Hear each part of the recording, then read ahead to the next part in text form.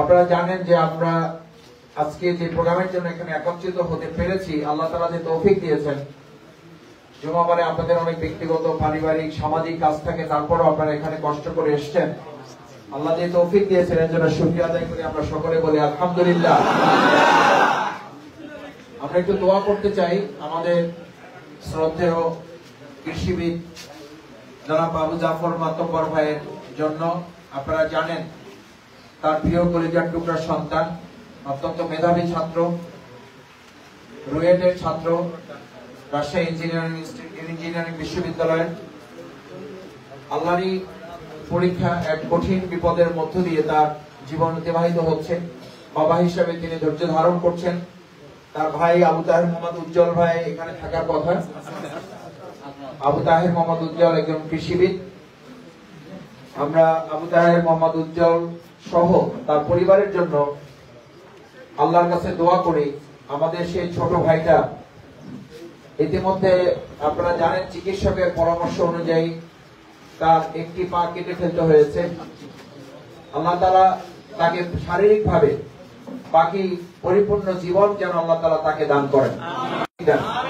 আল্লাহ তাআলা তাদের যে ধৈর্য তারা ধরেছে তার উত্তম জাযা তাদের দান করুন। আমাদের মধ্যে যারা অসুস্থ আছেন, বিভিন্ন ভাবে পরীক্ষার মধ্যে আছেন, আল্লাহ যেন আমাদের সবার পরীক্ষা সহজ করে দেন। বাংলাদেশ ইসলামী ছাত্র শিবিরের বাউফল উপজেলা সংগঠনের সংগ্রামী সভাপতি জনাব লিমন হোসেন সহ আজকে শ্রমিক কল্যাণ ফেডারেশন এবং যুব সংগঠনের বিভিন্ন পর্যায়ের নেতৃবৃন্দ এখানে উপস্থিত হয়েছেন।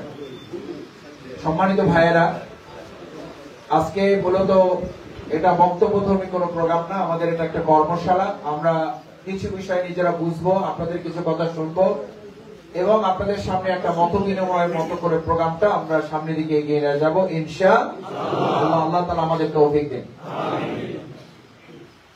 আমরা একজন মুসলিম হিসাবে সালাতুল জুমা আদায় করেছি, কার নির্দেশ? আল্লাহ। সেই আল্লাহ সুবহানাহু ওয়া তাআলার আরেকটা নির্দেশ হচ্ছে আকিমুদ্দিন। আকিমুস সালাত যে আল্লাহ নির্দেশ, আকিমুদ্দিন কি আরেকজনের নির্দেশ না? ওই আল্লাহর নির্দেশ, ওই আল্লাহর নির্দেশ। তাহলে আমরা আকিমুস সালাত মানবো আর আকিমুদ্দিন মানবো না, এটা কি হবে? না। তাহলে কি হবে যদি ওইটা করি? আফাতুমিনুনা বিবাদিল কিতাবি ওয়া তাকফুরুনা বিবাদ।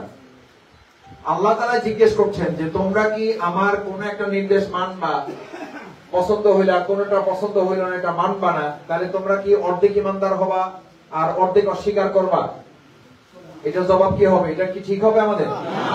আল্লাহ তাআলা এটা জিজ্ঞেস করছেন আফাতুমিনুনা বিবাদিল কিতাবি ওয়া তাকফুরুনা বিবাদ।